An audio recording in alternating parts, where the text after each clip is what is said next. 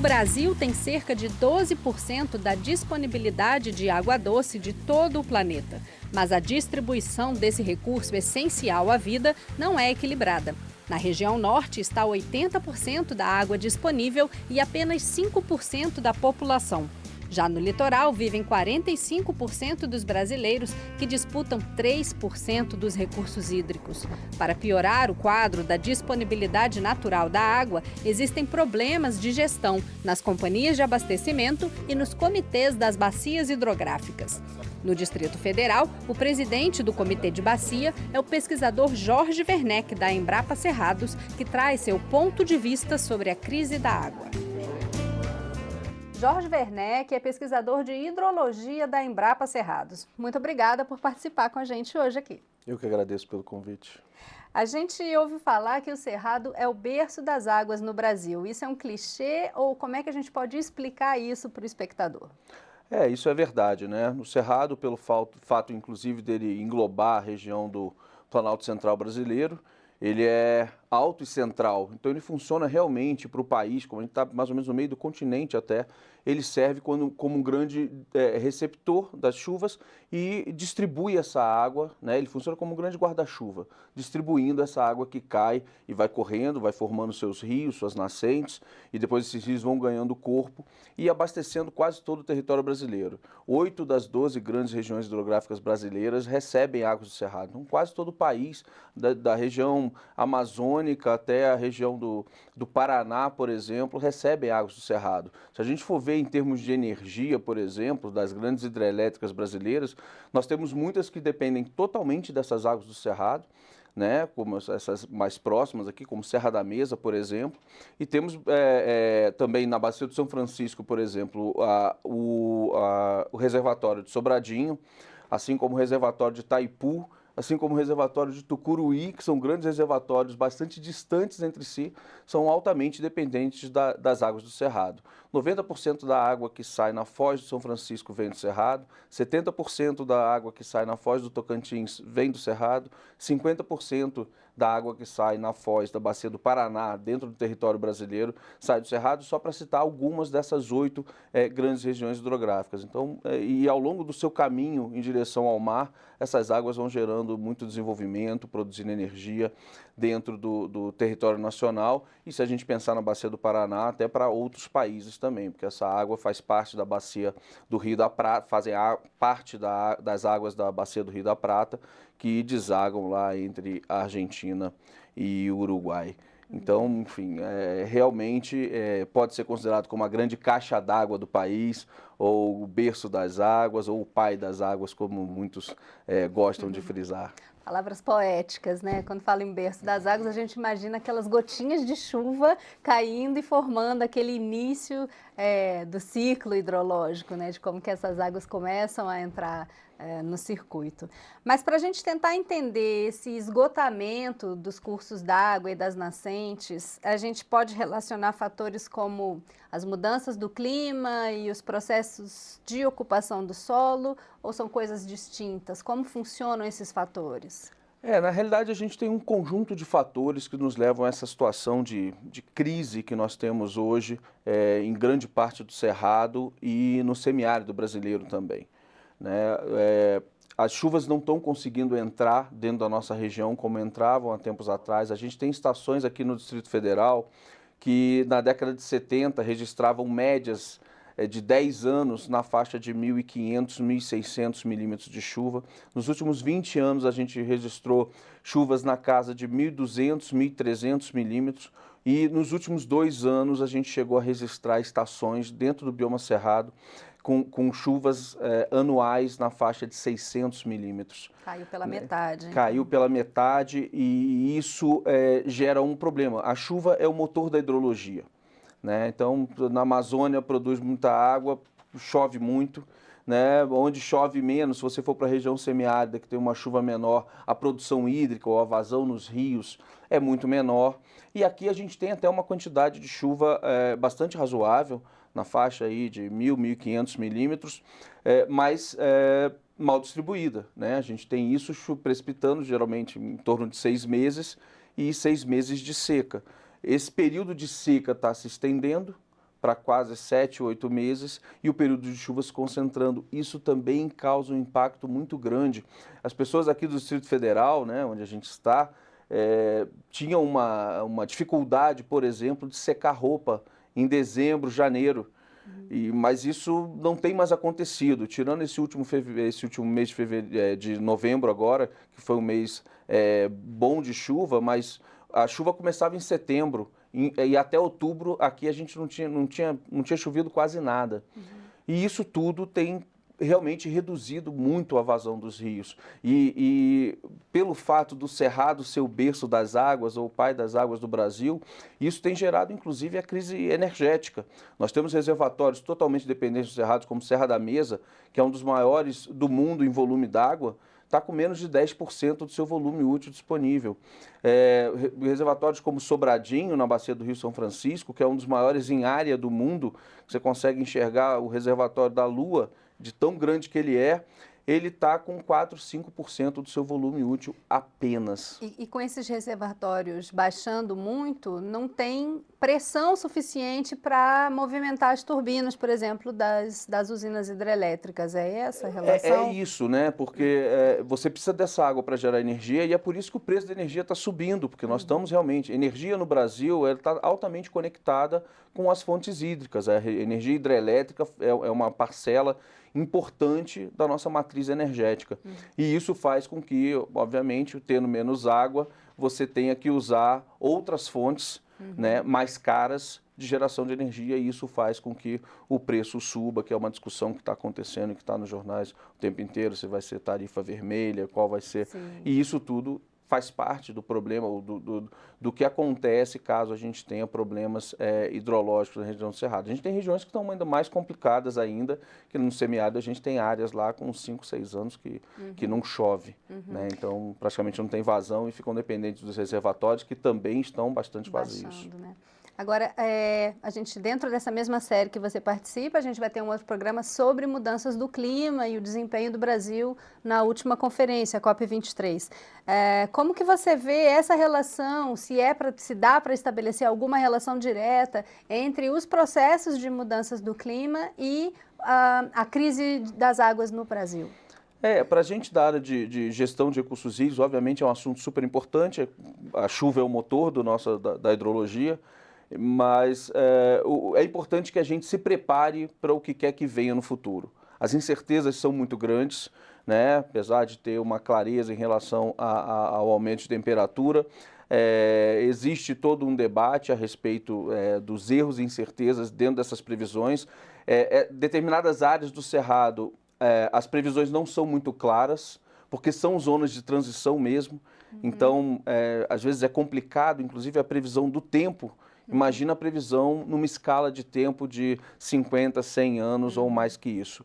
Então, o que a gente precisa fazer realmente é se estruturar, a gente precisa de infraestrutura, a gente precisa de gestão, a gente precisa de um sistema de gestão bem organizado para que a gente possa lidar com qualquer que seja a situação daqui para frente. Se vai continuar isso, se não vai continuar do jeito que estão as chuvas nos últimos 2 anos. Só para ter uma ideia, as chuvas nos 2 últimos anos, eu andei analisando algumas estações e o que a gente tinha de média de 130, 140 dias de chuva por ano, a gente teve um pouco mais da metade disso apenas nos 2 últimos anos.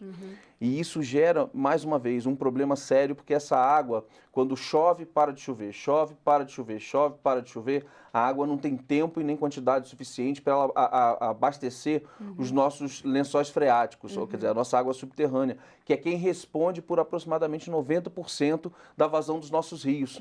Como esse nível do lençol freático, dessa água subterrânea, está mais baixo, que é o nosso grande reservatório, né, a gente precisa de mais chuva para recuperar essas vazões dos rios, e isso não acontece em um ano só.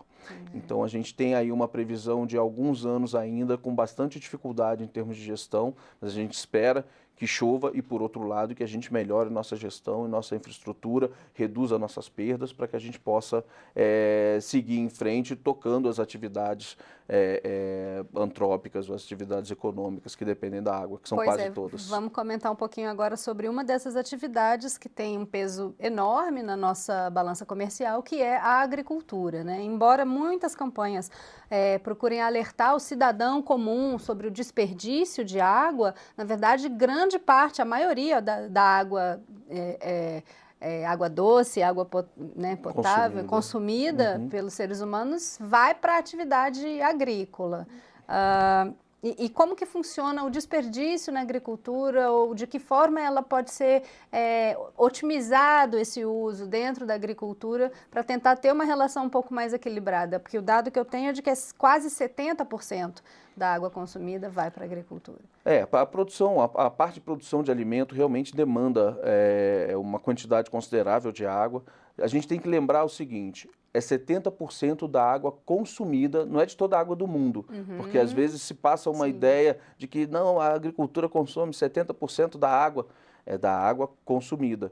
E a gente consome talvez em torno de 10% da água disponível. Então, 7% vai para a agricultura, de fato, é um grande usuário. O que a gente precisa fazer em relação à agricultura bom, primeiro que a gente tem regras para essas captações. Se a pessoa tem outorga, a gente tem leis que definem qual é a quantidade máxima de água que eu posso outorgar ou dar de direito para as pessoas utilizarem dentro de uma bacia, e essas coisas têm que ser respeitadas. Precisa ter um planejamento. Se você tiver muita área agrícola ou muita agricultura irrigada numa bacia que tem menos água do que ela possa suportar, você vai ter problemas. Hoje, por exemplo, com essa redução das vazões dos rios, nas áreas onde a gente tinha muito próximo a oferta e a demanda, isso tem acontecido, a gente tem visto alguns conflitos pelo uso da água, sim. E em termos de racionalização do uso, a gente precisa conhecer muito bem o nosso sistema de captação, condução, transporte de água e aplicação de água, exatamente o que a planta requer. Tá? A planta, no seu processo de crescimento, não é o tempo inteiro que ela precisa da quantidade de água aqui em cima. Quando ela é pequenininha, ela precisa de menos água. E na medida que vai crescendo e em função também do clima, que faz com que ela transpire, que a evapotranspiração nas áreas seja maior ou menor, você tem formas de calcular isso aí. E depende de cada planta também, Depende né? de cada planta também. Tem plantas que consomem mais água, tem plantas que consomem menos água. Tudo isso pode ser analisado e precisa ser analisado para que você melhore a eficiência do uso da água na agricultura. De certa forma, o próprio sistema de concessão de outorga, cobrança pelo uso da água, que em algumas bacias já acontece.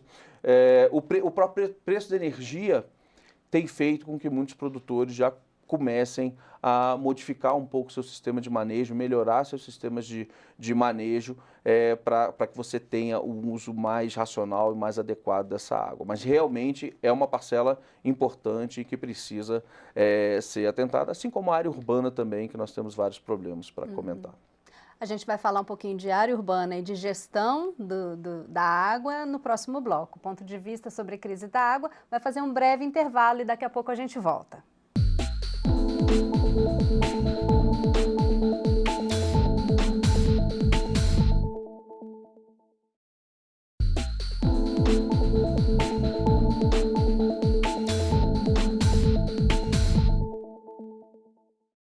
Estamos de volta com o Ponto de Vista, que hoje aborda a crise da água. Esse programa faz parte da série sobre sustentabilidade e a gente conversa então com Jorge Werneck, pesquisador da Embrapa Cerrados.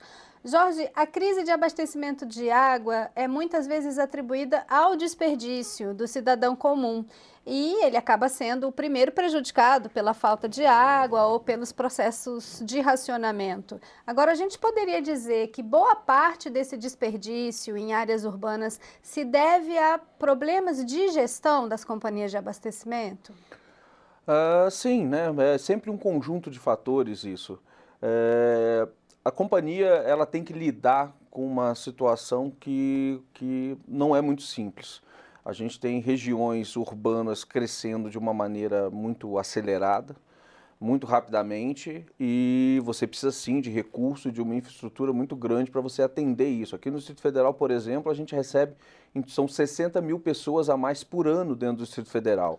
A cada período de 6, 7 anos, a gente precisa fornecer praticamente 1.000 litros por segundo a mais para poder abastecer toda essa população. Então, não é uma tarefa muito simples, e quando você tem ainda ocupações irregulares, essas situações de não legalidade no processo de expansão das cidades, ainda torna a situação mais crítica, porque a gente acaba tendo roubo de água, desvio de água.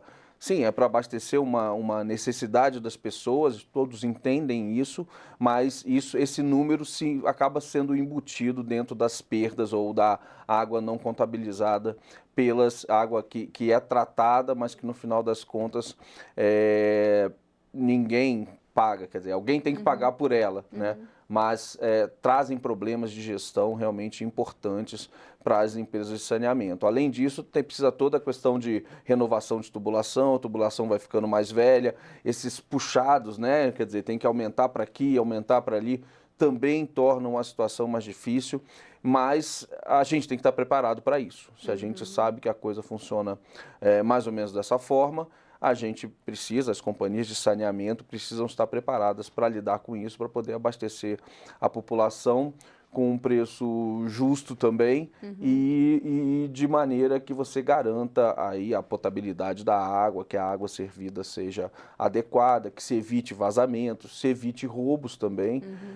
Tudo isso custa dinheiro. Então a gente precisa fazer um balanço entre essas demandas da sociedade e a capacidade dessas empresas prestadoras de serviço público em atender todas essas demandas de maneira adequada. Mas sim, precisamos sim melhorar esses nossos índices. O Brasil está com o índice médio aí entre 30% e 40% de perda. E pense bem, isso é perda de água tratada. Teve um custo para tratar essa água e você joga ela dentro da rede e você meio que não sabe muito bem aonde ela vai parar. E isso é muito ruim, isso também impõe um custo à sociedade. A gente espera que nos próximos anos, né, enfim, inclusive a crise é uma oportunidade para esse tipo de discussão e levantamento desses debates, para que a gente possa melhorar isso. A gente tem países do mundo com índices que vão abaixo de 10% de perda. Eu não sei se a gente consegue chegar nesses índices com a forma como a gente cresce e a nossa economia também, que precisa estar bem para essas coisas todas funcionarem de maneira adequada, mas é uma meta que a gente tem que perseguir.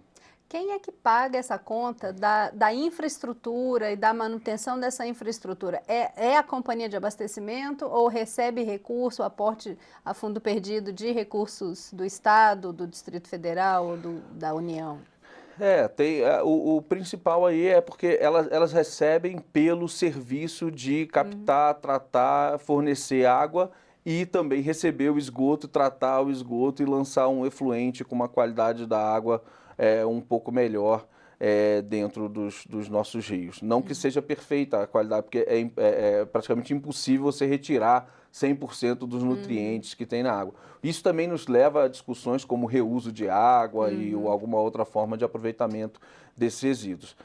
A questão de esgoto é outro problema sério, mais grave ainda. Os índices da questão de esgoto no Brasil são bem piores do que o de abastecimento de água. O abastecimento de água a gente vai até bem, grande parte da população urbana fala acima de 90%. Contamina, né? E o esgoto contamina. E o esgoto contamina e traz, enfim, doença, traz mau cheiro, enfim, é uma condição de vida realmente ruim e que eu diria que nos dias de hoje inaceitável que a gente continue dessa forma, mas ainda há um longo caminho a perseguir, principalmente em relação ao tratamento Mas do então, esgoto. quem paga a conta da infraestrutura é a companhia, é o governo, é o usuário? É o usuário, é o usuário. Para expandir a infraestrutura. Que paga a conta, exatamente, exatamente. Na conta tem lá estabelecido um valor para a água que é fornecida pelo processo de tratamento dessa água e também é pago um valor pelo tratamento do esgoto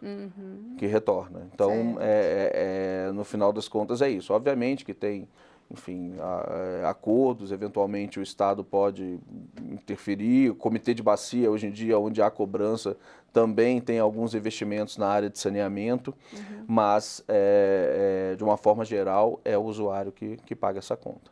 Vamos falar, então, rapidinho sobre os comitês de bacia hidrográfica, né? Eles são previstos na nossa legislação, a gente tem a Agência Nacional de Águas que coordena, supervisiona, enfim, estabelece formas de funcionamento amplas e cada comitê de bacia estrutura seu próprio funcionamento interno. Como é que está isso no Brasil como um todo? A gente tem comitê de bacia em todas as bacias? Precisa ter? Já tem cobrança de água, outorgas? Esses mecanismos de gestão da água funcionam adequadamente nos comitês Brasil afora? A gente tem alguns comitês que já funcionam mesmo quase que antes da lei, sabe? E eles funcionam relativamente bem. Funcionam bem. Obviamente que em momento de crise já não é, enfim, tão bem assim, porque algumas medidas têm que ser tomadas de maneira rápida, às vezes pelo Estado, e essa relação com o comitê fica, às vezes, não tão adequada como prevê nossa lei. Mas está se buscando isso. Se a gente pensar há 10 anos atrás, o número de pessoas envolvidas dentro da discussão sobre recursos hídricos era muito pequena, porque era praticamente só governo, só Estado que cuidava disso. E com a implementação dos comitês de bacia, hoje a população pode participar do processo de tomada de decisão, de fiscalização. Os planos de bacia, eles crescem, né? O que a gente precisa fazer, quais são as prioridades dentro da bacia, quais são os usos insignificantes. Tem muitas decisões importantes para o processo de gestão que são tomadas dentro do comitê de bacia. E o comitê de bacia, só para esclarecer um pouquinho, ele é formado por governo, por usuários da água na bacia e também pela sociedade civil organizada, que trabalha realmente explica na área. Um pouquinho isso para a gente. Qual a diferença entre o usuário e a sociedade? Não é a mesma coisa?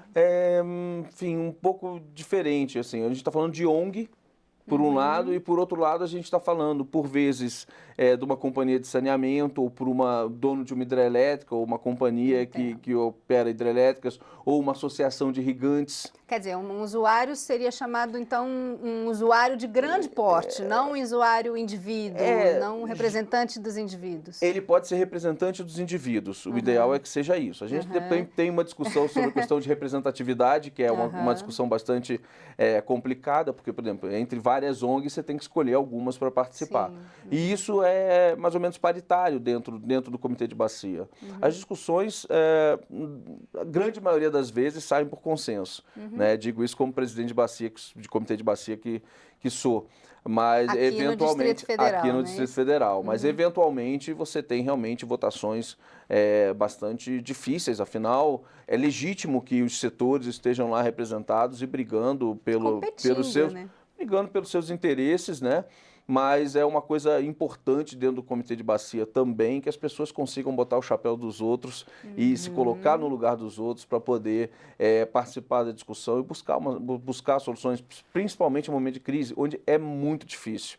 Né? A gente está hoje aqui no Distrito Federal convivendo com uma situação em que os pequenos produtores que competem pela água que é usada no abastecimento do Distrito Federal, ou da população do Distrito Federal, já tiveram 2 cortes de 50% na sua água. E esse é o meio de vida deles. E sem água eles não conseguem produzir durante uma boa parte do ano. Então, cria-se também um problema social, um problema econômico. As pessoas não querem que essas pessoas abandonem suas áreas, porque no Distrito Federal a gente tem um processo de ocupação um pouco voraz, digamos assim, né? A gente tem um bocado de área que foi ocupada irregularmente, depois isso vai se... ninguém quer isso, mas a quantidade de água é pouca e a gente precisa fazer esse balanceamento e precisa dividir o prejuízo. Né? Então, são processos bastante ricos e é aquilo. A gente tem comitês que ainda dependem muito do Estado ou do governo para funcionar. A gente tem comitês que estão mais estruturados, geralmente aqueles onde já foi implementada a cobrança. A cobrança já tem mais de 2, 3 anos, às vezes até bem mais que isso. né? E você já tem um sistema mais independente e funcionando de maneira mais adequada, até para fazer essa interlocução com as ações de governo. Né? Então, isso é importante, é desejável. Nem toda bacia precisa disso. Tem bacia que você não tem... não está nem perto de um conflito, é muito difícil de mobilizar. Porque tem muita água, porque tem pouco usuário. É essa combinação, porque tem essa relação entre a disponibilidade de água e a demanda ainda está muito distante e às vezes fica inclusive difícil de você mobilizar a sociedade, os usuários, para se reunirem para discutir sobre o assunto. Então é mais comum que esses comitês se estruturem melhor em lugares onde você realmente já tem um conflito instalado e precisa sentar para poder equalizar os interesses dos diferentes setores, diferentes indivíduos. Para a gente fechar o programa, você acha que a legislação brasileira está adequada, atualizada, eficiente? O que precisa ajustar na nossa legislação? Eu diria que a nossa legislação é considerada uma legislação muito boa e atual. Tá? Ela pede a gestão descentralizada e participativa, ela traz a sociedade para a discussão sobre recursos hídricos, ela pede uma maior inclusão dessa questão da água na agenda política, mas assim, ela é baseada em algo em que a gente não tem muito a cultura ainda de fazer.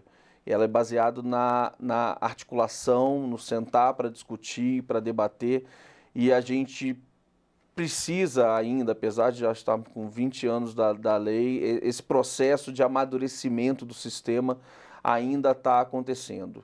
Essa questão da necessidade de articulação não é um processo fácil. Né? Dizem o seguinte, quando você quer uma decisão rápida, faça sozinho e você decide e pronto.